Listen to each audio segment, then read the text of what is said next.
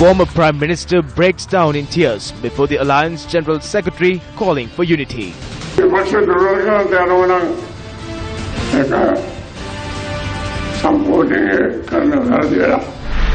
Mahanayaka of the Malvata chapter commends the Gammatha campaign. Government-led initiative to build 65,000 houses for the displaced in the north and east runs into controversy. Opposition leader comments on proposed Sampulko power plant. Locals in Bogas Lavavania demonstrate obstructing the A9 road. MP Ranjit D'Souza says that joint opposition would be dissolved if the alleged claims of foreign accounts of the Rajapaksa family are proven. Good evening and welcome to Primetime News. We are coming to you live and direct from the Newsfirst studios here in Colombo. Bringing you the news tonight, I am Joel Outsgood. Joined with me is my co-anchor Dasini Atalda. Good evening, Dasini. Good evening, Joel. Let's start off with a look at tonight's local stories. Good Friday, which falls today, is the day on which Christians around the world commemorate the crucifixion of Jesus Christ and his death at Calvary.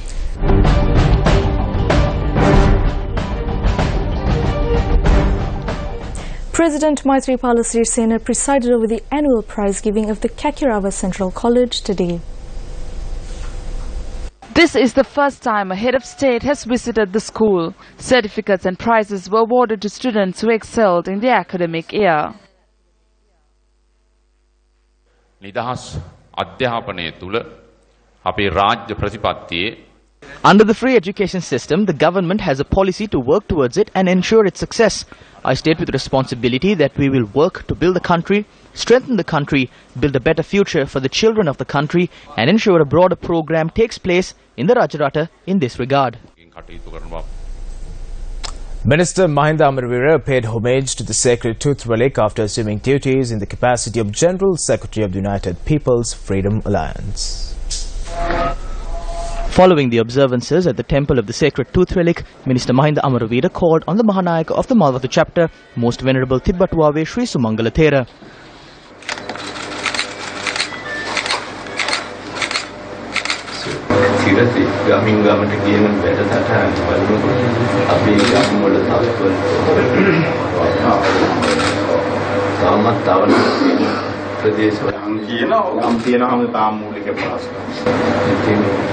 නිදහස් ලබා ගත්තන් පස්සේ මොකක්ද මේ රටට තාමත් අපි කුටේටි උනන්නේ ජීවුම කරගෙන අපි වාද විවේච විහිින්නට වඩා හොඳයි ඔයගෙන් ටිකක් හිතද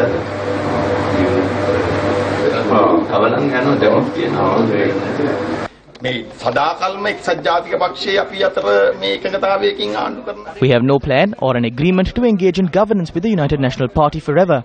As the General Secretary of the Alliance, I have no doubt that we will secure victory in the next elections. If anyone is calling for the party to be divided and a new party to be formed, who will it benefit? I do not believe that persons would act in a manner that would deprive us the opportunity to form our own government. There are persons who love to see something ignite. If there is no ignition, these persons would even lose their souls. There is a group in the government and there is a group in the opposition. They debate and are also together. This is the definition of persons with backbones in politics. There is no view that persons who went to Hyde Park are the ones with the backbone and those who didn't aren't. The party will decide whether it was good or bad to go to Hyde Park. Although there are divisions in the party, in the end, we come together. A meeting of the Sri Lanka Freedom Party Kandy electorate organisers took place this evening. The meeting was presided over by General Secretary of the UPFA, Mahinda Amarveera. Former Prime Minister D.M. Jayaratne was also present for this meeting.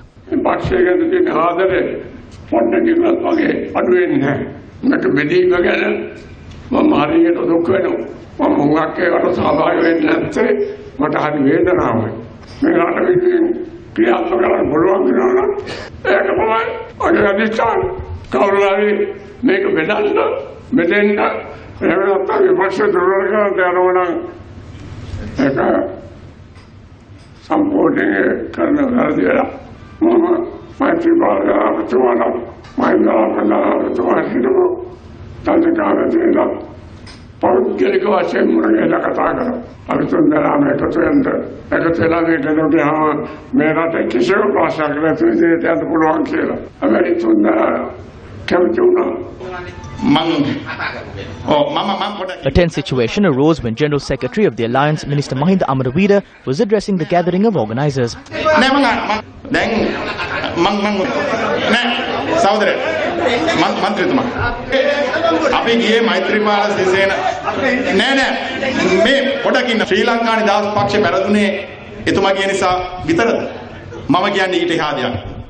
Did the Sri Lanka Freedom Party suffer because he left? There is something more than that. We still did not discuss the reason behind our defeat.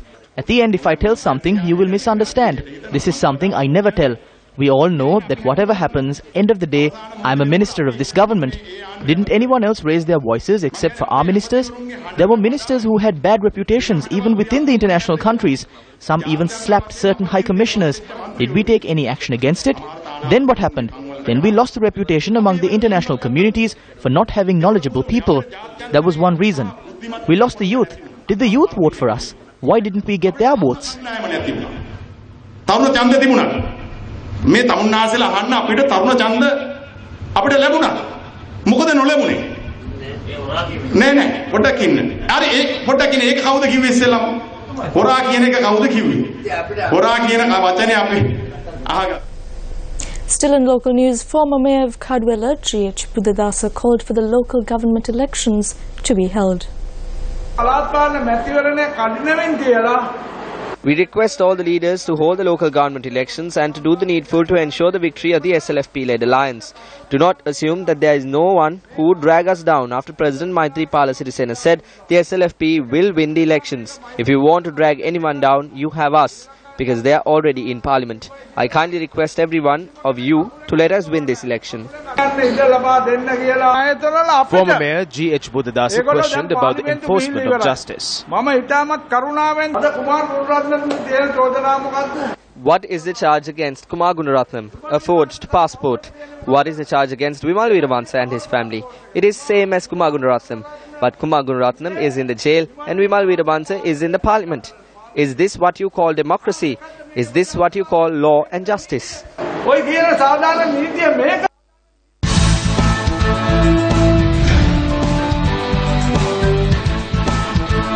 And on to our developing story this evening, a government-led initiative to build 65,000 houses for the displaced in the north and east has run into controversy. Allegations have been made that construction of these houses are marred with irregularities.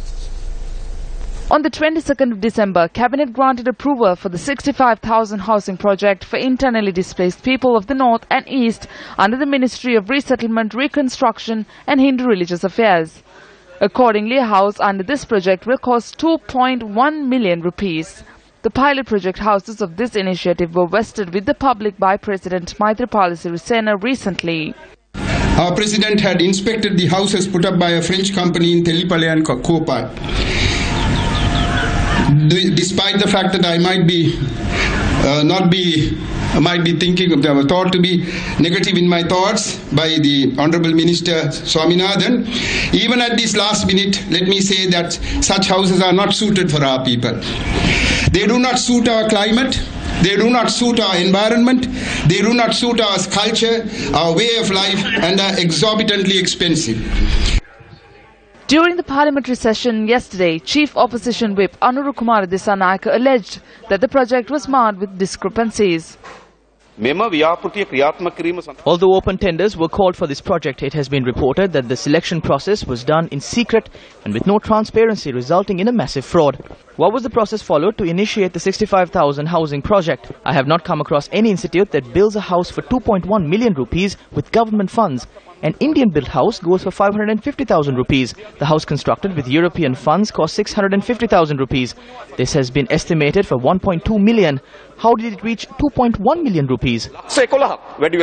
In response, Minister Swaminathan pointed out that though 15 contractors were selected for the project following the tender process, the company with leading experience and financial stability was chosen for the project. The minister notes that thereby the project was handed over to French giant ArcelorMittal. Why the price of the house increased from 1.2 million to 2.1 million? Yes, I will explain that to you. Initially, the basic construction cost, only the shell was 1.396 million. Anyhow, the total cost including toilet, we are giving toilets, tube well, solar panel, electrical wiring, fitted pantry, inclusive of gas cooker, Wi-Fi and other facilities, which comes to 2,010,500 prevailed in September 2015 at the dollar rate of 133. That is, at that time itself, on the 20th of September, the total house would have cost about 2.1 million. The company, under its corporate social responsibility, is confirmed to provide furniture, beds and other fittings. The company quoted a price per unit as 2.18 million, as the currently prevailing rate of exchange was 143 rupees per US dollars. MP Anuru Kumar Disanayake claims that if the project is launched, the government will have to bear an additional burden of 65,000 million rupees. MP Sumandiran also commented on the pricing of these houses in Parliament yesterday. We are very, very grateful. We are very grateful, let me repeat it, that the government is willing to offer 65,000 houses for free for our people when they need houses so desperately.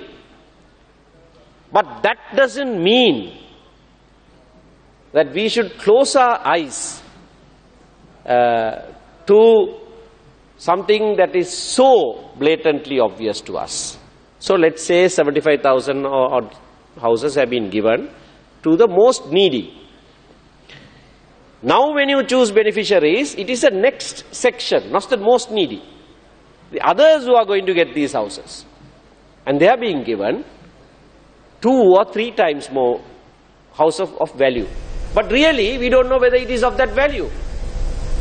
177 acres of land in Sampur, which were under the Sri Lankan Navy, were released to their original owners.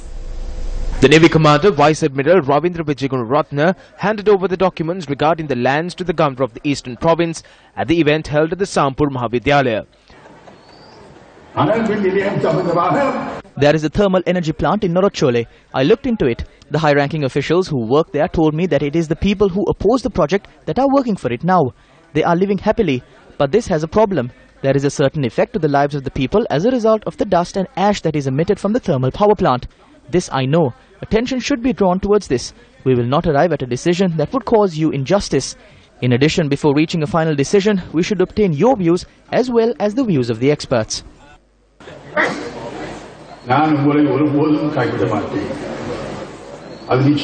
Experts expressed views regarding the Sampur coal power plant today as well. Now this impact of Sampur, now coupled with the Norochole, which we are saddled with anyway, is a tailor-made to make sure all the ill effects will be nicely distributed throughout the country.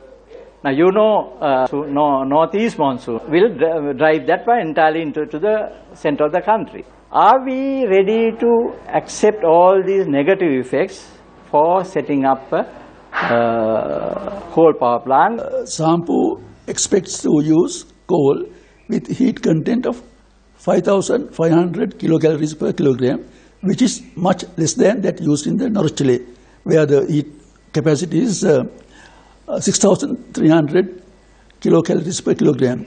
So when you use coal with lower heat content, that means they have to burn more coal to get the same electrical energy, meaning more emissions are released and causing more adverse impacts on the environment.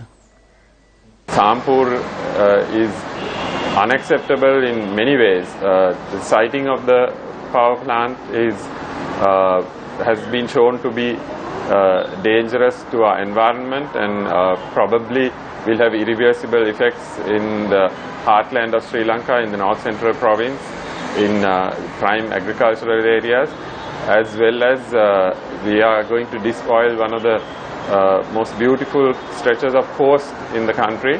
Even though it's said that the generation of electricity with the use of coal power will be price effective, Minister of Power and Renewable Energy Ranjit Siambalapitiya expressed the following views at an event held in Vavuniya today. Now our plan is to save 400 megawatts by the year 2020. We are speaking of the Sampur power plant. We are speaking of it for 8 years. We have still been unable. What is the amount of megawatts that we are trying to generate? 500 megawatts. To generate 500 megawatts, we have to incur a large capital cost. We have to obtain money on loan basis. A large sum of money will have to be spent annually for coal. We need 2.4 million metric tons of coal annually. We need 65 billion rupees to do this.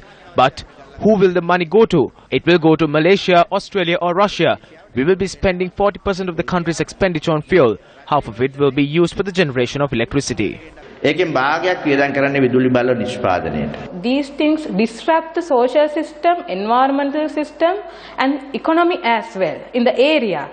I don't understand why these the authorities or the responsible people propose and try to have another power plant, the same coal power plant in the other end of the country. It's highly questionable. On a headline-making story this evening, residents of Bogas Vavavonia staged a protest today demanding for the renovation of a road. The protest also obstructed the A9 road. The group staged the protest demanding the renovation of a road of 49 kilometers from Padavia to Vavavonia.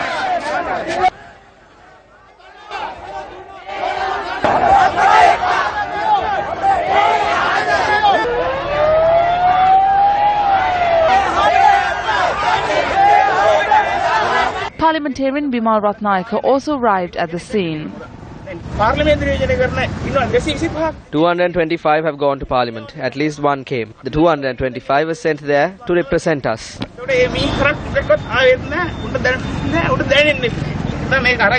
Take this and do whatever you can. I will ask for a special debate in Parliament and present facts on this matter. Women delivered babies on this road on 4 separate occasions. This is a main road, a road around which 20,000 people use, and it has been ignored. Different contractors come and stir up the dust and leave. The people in these areas who have suffered during the war have nothing.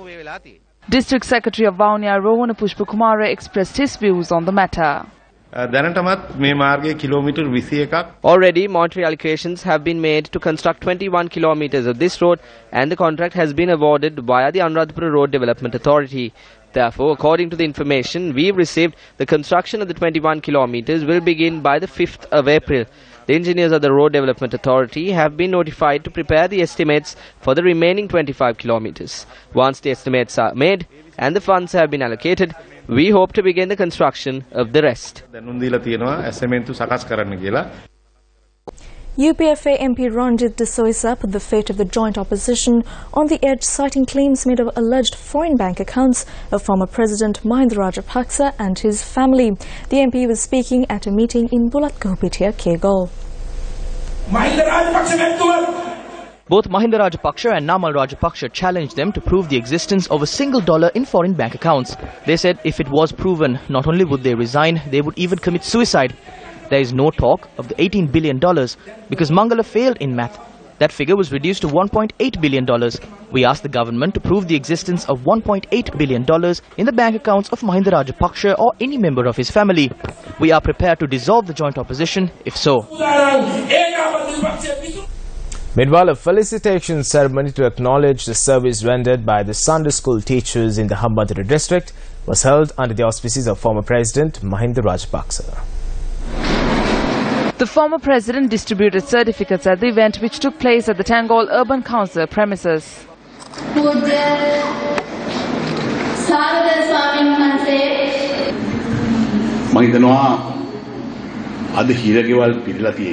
I believe that most of the jails are filled with persons who have not learned from Dhamma schools. This is where the children are taught about discipline and the Buddhist philosophy.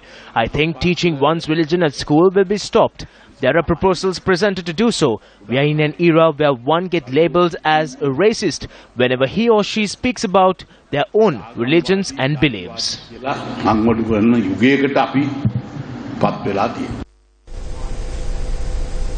Provincial Counselor Samantha Vidyaratna expressed his views on the Chief Minister of the Uva province at a media briefing convened by the JVP.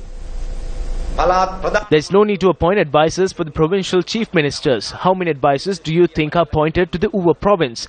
45,000 rupees is paid every month for 8 advisors. Most of the thieves are now in Kovel smashing coconuts or grinding chilies. They cannot go anywhere else now.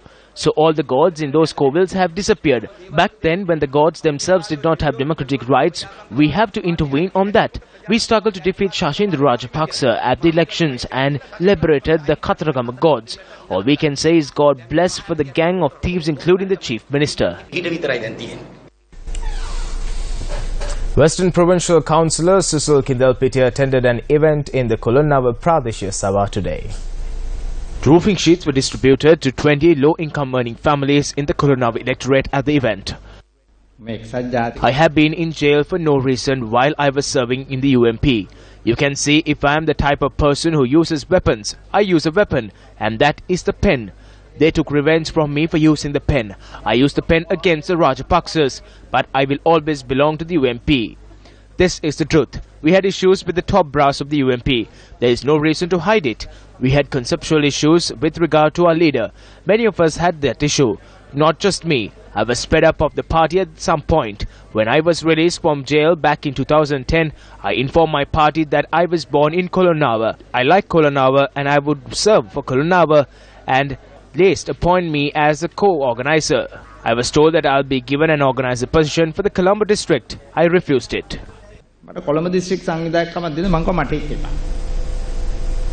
Yawanpura 2016 is set to take place at the Sri Lanka Air Force Camp premises from the 30th of March to the 3rd of April. The program is organized by the Ministry of National Policy and Economic Affairs, the National Youth Services Council and the Sri Lanka Youth Federation. The site was inspected by a group of officials, including the chairman of the National Youth Services Council, Eranga Valyanga, today. The Yawanpura program that is being held after 28 years will see the participation of over 5,000 youth from across the globe. The youth needs to rise up on its own. Yawanpura will set the platform for them to do so with guidance. Education, sports and culture from across the world will be shared at this program in a successful manner. Nimal Siripala de Silva, the Minister of Transport and Civil Aviation, inspected the railway tracks from Mahava to Thandikulam.